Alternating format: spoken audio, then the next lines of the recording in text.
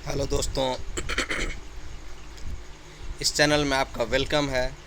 और ये वैसे स्टूडेंट के लिए है जो स्पेशल फॉर बीपीएससी स्टूडेंट, जो बीपीएससी की तैयारी कर रहे हैं दोस्त, उन दोस्तों के लिए खास करके ये वीडियो मैंने तैयार किया है। और इस वीडियो की खासियत है कि क्लास 9-10 के बच्चे भी इसे देख सकते हैं, क्योंकि इतिहास की बात है जो हमें क्लास 8, क्लास 6, क्लास 9 और क्लास 10 में ये जानना आवश्यक है। तो चलते हैं बिना टाइम वेस्ट किए हुए हम क्वेश्चन की ओर दोस्तों।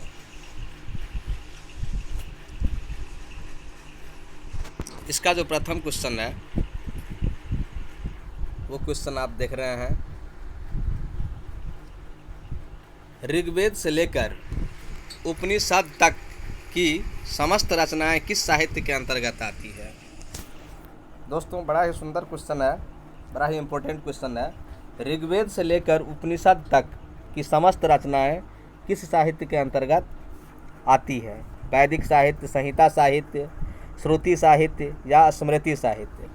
तो इसमें आपका जो इसका जो आंसर होगा वो राइट आंसर होगा श्रुति साहित्य। क्वेश्चन नंबर सेकंड है आपका, भारतीय संगीत का उद्भव निम्नलिखित में से किस वेद से हुआ है? संगीत का उद्भव जो दोस्त हुआ है सामवेद से हुआ है। चलते हैं नेक्स्ट।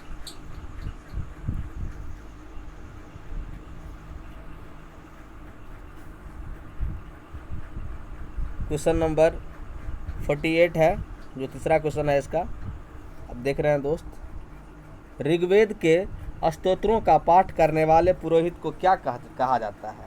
यानी पुरोहित क्या कहलाते हैं जो ऋग्वेद के स्तोत्रों का पाठ करते हैं? ब्रह्मा नहीं, उद्गाता नहीं, अधर्वयु नहीं, होता कहा जाता है दोस्तों। नेक्स्ट क्वेश्चन चलते हैं, वैदिक काल में व्यावसायिक लेन देन का माध्यम क्या था? तो वैदिक काल में दोस्तों आभूषण ये सब की व्यवस्था नहीं थी, गायें थी जो व्यावसायिक लेन देन के लिए इस्तेमाल होता था। नेक्स्ट क्वेश्चन है 50, इसमें देखिए, पुनर्जन्म के सिद्धांत का उल्लेख पहले किस पौराणिक ग्रंथ में मिलता है? पुनर्जन्म के सिद्धांत का उल्लेख पहले किस पौराणिक ग्रंथ में मिलता है दोस्तों? पुनर्जन्म का सिद्धांत तो सतपथ ब्राह्मण जो पौराणिक ग्रंथ है उसमें मिलता है दोस्तों। नेक्स्ट क्वेश्चन की ओर चलिए, सूक्त क्या है? सूक्त, तो सूक्त के बारे में देखते हैं दोस्त। यह वेद मंत्रों का संग्रह जो है यह सूक्त कहलाता है। सूक्त वेद मंत्रों के संग्रह को कहा जाता है। अब नेक्स्ट क्वेश्चन की ओर चलते हैं।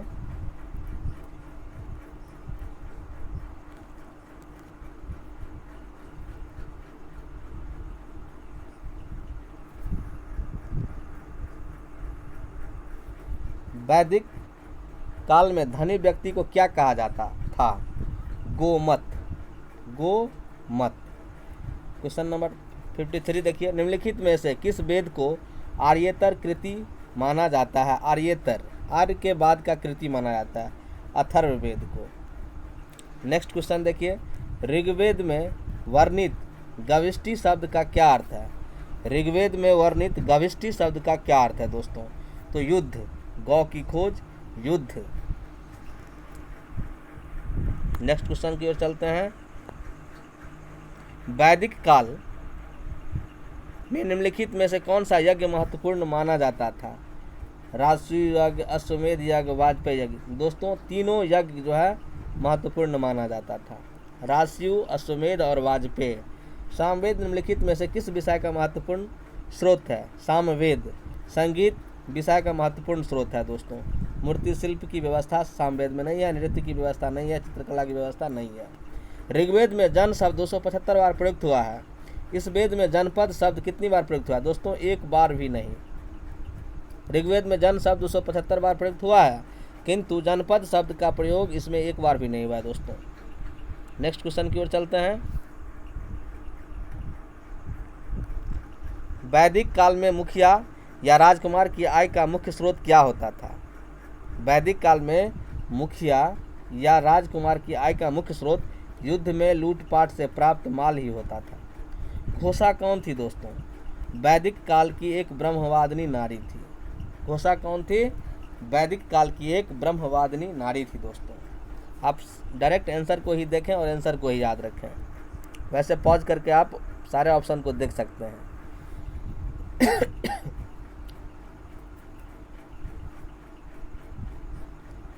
कुरुक्षेत्र के निकट के क्षेत्रों पर कब्जा कर आर्यों ने उस क्षेत्र का क्या नाम रखा दोस्तों? ब्रह्मर्षि देश। ब्रह्मर्षि देश। Question number 61। ऋग्वेद में लगभग 25 नदियों का वर्णन मिलता है। कितने नदियों का वर्णन? 25 नदियों का वर्णन मिलता है। उनमें से सर्वाधिक महत्वपूर्ण नदी के रूप में किसका वर्णन कई बार आया है? सिंधु नदी जो है दोस्तों, इसका वर्णन कई बार आया है। सरस्वती नदी का कई बार नहीं है, द्वस्ती का नहीं, गंगा का नहीं, सिंधु का। भारत में आने से पहले आर्य जाति निम्नलिखित में से किस भारोपीय जाति से संबंध थी? आर्य जाति के बारे में है दोस्तों, देखते हैं। हिंद और ईरानी, ये भारोपीय जो है हिंद और ईरानी जाति से संबंध थी। निम्नलिखित में से किसमें वैदिक काल में विद्यमान जाति व्यवस्था के संबंध में समाज को 4 वर्गों में विभाजित करके दर्शाया गया है? ये दोस्तों अथर्ववेद की बात नहीं है, शतपथ ब्राह्मण की बात भी नहीं है, यजुर्वेद की बात भी नहीं है, ऋग्वेद की बात है। और ऋग्वेद में भी पुरुष सूक्त। उत्तर वैदिक काल में इंद्र तथा अग्नि देवताओं का महत्व कम हो गया। निम्नलिखित में से कौन से देवता सर्वोच्च स्थान पर पहुंच गया? सविता, जिसको सूर्य कहते हैं दोस्तों। और सूर्य गायत्री मंत्र में जो सूर्य की ही उपासना की जाती है दोस्तों। क्वेश्चन नंबर 64 का अब नेक्स्ट क्वेश्चन का आंसर देखते हैं। उपनिषदों में किस दर्शन का प्रतिपादन किया गया? उपनिषदों में किस दर्शन का प्रतिपादन किया गया? तो वेदांत अथवा उत्तर मीमांसा। उत्तर पर ध्यान रखेंगे दोस्तों। ऋग्वेद में गायत्री मंत्र में किसका आह्वान किया? अभी मैंने बताया सूर्य या सविता। उपनिषदों का संकलन कब किया गया? उपनिषदों का संकलन 600 ईसा पूर्व में उपनिषदों का संकलन किया गया है दोस्तों। नेक्स्ट क्वेश्चन की ओर चलते हैं।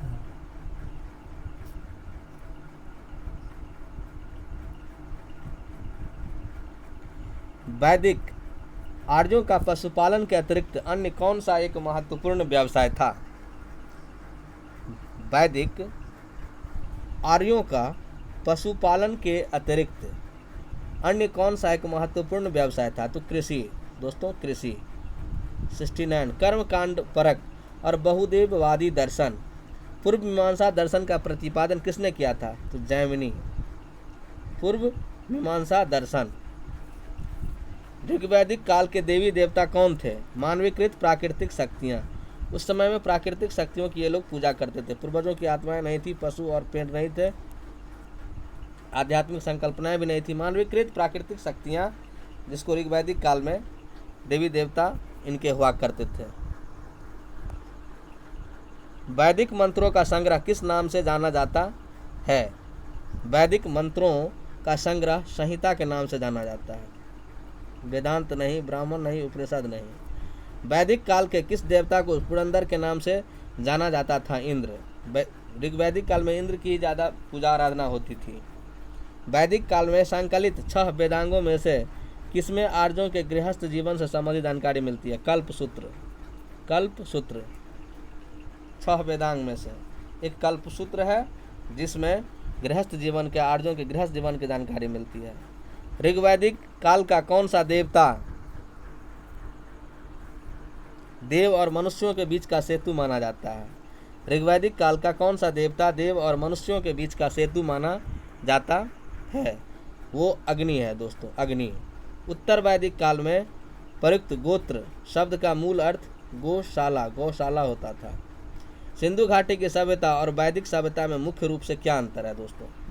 सिंधु घाटी की सभ्यता और वैदिक सभ्यता में मुख्य रूप से जो अंतर है वो क्या है? ऑप्शन है, ध्यान से देखेंगे। एक, सिंधु घाटी सभ्यता भौतिक दृष्टि से विकसित थी, जबकि वैदिक आर्य चिंतन के क्षेत्र में अग्रसर थे। बहुत सही बात है। सिंधु घाटी सभ्यता जो है ये भौगोलिक दृष्टिकोण वाली बात है, तो भौतिक दृष्टि से विकसित थी, जबकि वैदिक आत्मा की चीज़ है, ये आर्य चिंतन का क्षेत्र में अग्रसर थे। सिंधु घाटी सभ्यता की स्त्रियां विभिन्न प्रकार के आभूषण पहनती थी, जबकि वैदिक सभ्यता की स्त्रियां आभूषण नहीं पहनती थी। ये बात तो सरासर गलत है दोस्तों। सिंधु घाटी की सभ्यता शहरी थी, ये बात सही है, खोज में मिला भी है, जबकि वैदिक सभ्यता ग्रामीण थी। हाँ, ये बात सही है दोस्तों। यानी कि आपका अ और स ये दोनों जो है बिल्कुल करेक्ट है और ब जो है गलत है। इस प्रकार से उत्तर चौथी ऑप्शन हो गई। ऋग्वेद में दस्यु अथवा दास शब्द किसके लिए प्रयुक्त किया गया है? ऋग्वेद में दस्यु शब्द का प्रयोग है और दास शब्द का प्रयोग है, जो आर्यतर जाति के लिए प्रयोग किया गया है। ऋग्वैदिक समाज निम्न में से किससे परिचित नहीं था? घोड़ा से परिचित था दोस्तों, सोना से भी परिचित था और गाय से भी परिचित थी, लेकिन लोहा से परिचित नहीं था। ये पाषाण काल बाद में आया, लौह पाषाण युग। ऋग्वेद में कुल कितने स्तोत्र हैं जिसका पाठ होता लोग करते हैं? ऋग्वेद में कुल 1028 स्तोत्रम है दोस्तों। ऋग्वेद में सबसे ज़्यादा मंत्र किस देवता के हैं? तो इंद्र के। वैदिक काल में विदुषी कन्याओं को किस उपाधि से सम्मानित किया जाता था? ऋषि। वैदिक काल में विदुषी कन्याओं को किस उपाधि से सम्मानित किया जाता है? ऋषिका के उपाधि किया जाता है।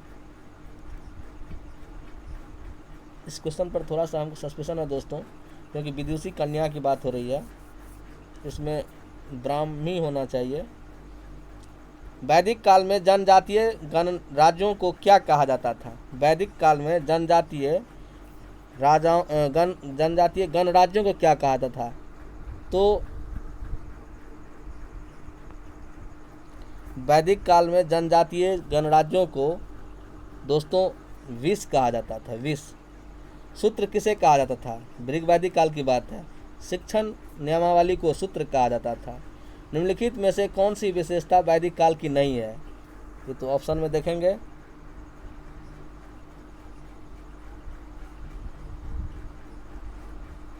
स्त्रियों में पर्दा प्रथा प्रचलित थी, ऋग्वैदिक काल की बात है। स्त्रियां सभा समितियों में भाग ले सकती थी। वनस्पतियों के देवता सोम, ब्राह्मणों के पुरोधा देवा माने जाते थे। नियोग प्रथा अथवा विधवा विवाह का प्रचलन था। नहीं दोस्तों, ये स्त्रियां में पर्दा प्रथा प्रचलित थी, जो बात है। नेक्स्ट, निम्नलिखित में से कौन सा ग्रंथ वैदिक साहित्य में शामिल नहीं है? निम्नलिखित में से कौन सा ग्रंथ वैदिक साहित्य में शामिल नहीं है? त्रिपिटक। त्रिपिटक जो है दोस्तों, ये गौतम बुद्ध का लिखा हुआ है, ये त्रिपिटक है। उपनिषद, आरण्यक संहिता ये तो वैदिक साहित्य हो गई, लेकिन ये त्रिपिटक है बौद्ध साहित्य हो गया दोस्तों। अब आदि 86 क्वेश्चन। आदि कवि वाल्मीकि द्वारा रामायण में कितने श्लोकों का संग्रह है? 24,000। 24,000 श्लोकों का संग्रह है रामायण दोस्तों, जो आदि कवि वाल्मीकि ने लिखा है। महर्षि वेदव्यास द्वारा रचित महाभारत में कितने श्लोकों का संग्रह है? दोस्तों 1 लाख। ये सब बहुत ही अच्छा क्वेश्चन है, जो अच्छा क्वेश्चन का सेट मुझे मिला, इसलिए मैंने इसको YouTube पर लोड करने के लिए दोस्तों उत्सुक हुआ और YouTube पर लोड करने की कोशिश कर रहा हूं, जिससे हज़ारों विद्यार्थी, लाखों विद्यार्थी लाभान्वित हो पाएंगे विभिन्न कंपटीशन फेस करने के लिए। इतिहास के इस प्रश्नों से लाभान्वित हो सकें। नेक्स्ट क्वेश्चन चलते हैं दोस्त। महाभारत के रचना काल में निम्नलिखित में से कौन सा माना जाता है? रचना काल 400 ईस्वी महाभारत का रचना काल, और रामायण का रचना काल 300 ईसा पूर्व से 200 ईसा पूर्व। यानी कि रामायण की रचना पहले हुई है और महाभारत की रचना दोस्तों बाद में हुई है। यानी कि 4-3 700 ईस्वी, 700 साल का अंतर है दोस्तों दोनों की रचना में। रामायण एवं महाभारत महाकाव्य किस काल के समाज पर प्रकाश डालते हैं? उत्तर वैदिक काल, वैदिक काल के बाद वाले समय प्रकाश डालते हैं। महाकाव्य काल में किसानों से उपज का कितना भाग कर के रूप में लिया जाता था? तो 1/10 भाग किसानों से कर के रूप में लिया जाता था। अब ऋग्वैदिक आर्य कहाँ रहते थे? छोटे कस्बों और गांवों में, शहरों में नहीं दोस्तों, गांव में रहा करते थे ऋग्वैदिक आर्य। इस प्रकार से हमने कुछ क्वेश्चन का सेट देखा। अब अंतिम 3-4 क्वेश्चनों को और देखेंगे धैर्यपूर्वक, और इसको बार बार रिवीजन करते रहेंगे दोस्तों। वैदिक सभ्यता में समाज का स्वरूप कैसा था? थोड़ा सा और बड़ा कर देता हूँ। वैदिक समाज में समाज का स्वरूप कैसा था? पितृसत्तात्मक था दोस्तों। अपने यहाँ खास करके पितृसत्तात्मक समाज ही रहा है शुरू से। मात्र सत्तात्मक समाज इंग्लैंड अमेरिका सब में होता है। निम्नलिखित में से कौन सा राज्य प्राचीन भारत का गणराज्य नहीं था? कौन सा राज्य प्राचीन भारत का गणराज्य नहीं था? गंधार। निम्नलिखित में से कौन सी विशेषता महाकाव्य काल की है? सती प्रथा और बहुपत्नी प्रथा का प्रचलन था, ऐसा तो देखा गया है, महाकाव्य काल में ऐसी देखने को मिली है। जीविका का मुख्य साधन कृषि था, ये भी बात सही है। स्त्री और पुरुष दोनों आभूषण के शौकीन थे, ये भी सही है। यानी कि उपरोक्त सभी। पुराणों की संख्या 18 है दोस्तों, ये हम लोग जानते हैं, लेकिन इनका संकलनकर्ता किसे माना जाता है? तो ये महर्षि वेदव्यास जी हैं। ये बहुत सारे भागवत कथा में भी हम लोग सुनने को मिलता है, और ये इतिहास की गुड बात है। पुराणों की संख्या 18 है। इसके संकलनकर्ता हमारे महर्षि वेदव्यास हैं। जब 18 पुराण की रचना करने के बाद भी इनका मन बेचैन लगने लगा, तब जाकर के बाद में ये भागवत, श्रीमद् भागवत कथा की रचना किए। और इस प्रकार से आप सभी दोस्तों से उम्मीद रखता हूँ कि आपने इस चैनल को सब्सक्राइब कर लिया होगा, लाइक कर लिया होगा और कमेंट भी कर दिया होगा दोस्तों। अगर थोड़ा सा भी ये पसंद आया वीडियो तो ज़रूर लाइक कमेंट करें दोस्तों, शेयर करना और नहीं भूलें अपने दोस्तों को। थैंक यू दोस्तों, गुड नाइट, रब्बा।